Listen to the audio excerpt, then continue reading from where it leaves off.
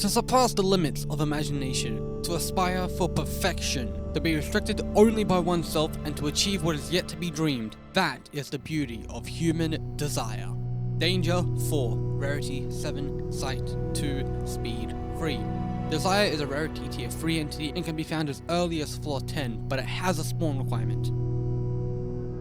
Desire can only spawn once a player commits the Sin of Desire. The Sin of Desire is committed when a player collects a lot of info.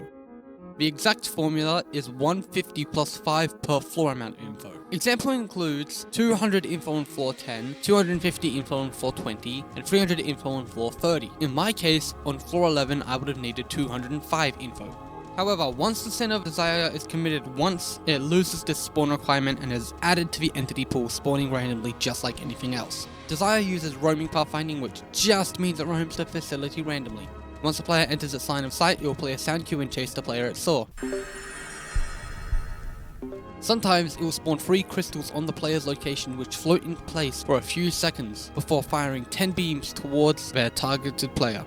Each beam inflicts 1 stack of the Injured debuff for around 5 seconds per stack.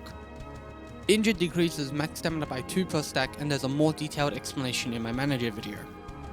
The only way you can really spawn Desire is if you actually care about getting the bestiary entries or plushies, otherwise you might not even know it exists. I haven't seen Desire in so long that I forgot that the crystals spawn at the player.